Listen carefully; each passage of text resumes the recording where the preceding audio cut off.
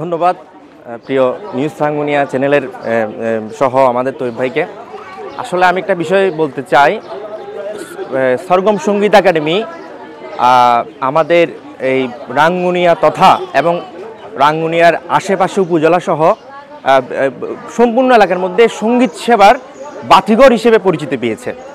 সরগম সঙ্গীত একাডেমি থেকে ইতিমধ্যে শিক্ষার্থীরা বিভিন্ন ভালো ভালো আমাদের বাংলাদেশের বিভিন্ন ভালো ভালো জায়গায় গিয়ে পারফরমেন্স করছে।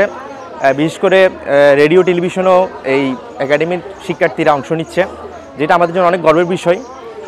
প্রত্যন্ত অঞ্চলে সঙ্গীত সেবার বাতিঘর হিসেবে সরগম সঙ্গীত একাডেমি যে ভূমিকা রেখে যাচ্ছে, আমি একজন সংস্কৃতিকর্মী এবং সাংবাদিক হিসেবে আমি এটাকে সাধুবাদ জানাই।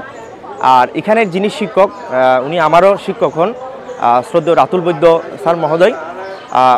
ওনার শিক্ষণ পদ্ধতি সবার জন্য, আমি মনে করি স্টুডেন্টদের জন্য খুবই একটি ভালো একটা সুযোগ, ওনার যেই সঙ্গীত শেখার কার্যক্রমটি। তো আমি নিজেও স্যারের কাছ থেকে শিখে আমি নিজেও অনুপ্রাণিত হয়েছি। তো আমি চাইব সরগম সঙ্গীত একাডেমির প্রচার ও প্রসার আরও বৃদ্ধি পাক এবং আমাদের একসময় এই রাঙ্গুনিয়া ছাড়িয়ে সারা বাংলাদেশে এই সরগম একাডেমির সঙ্গীত প্রসার আরও বৃদ্ধি পাক, এটাই আমি কামনা করছি। ধন্যবাদ।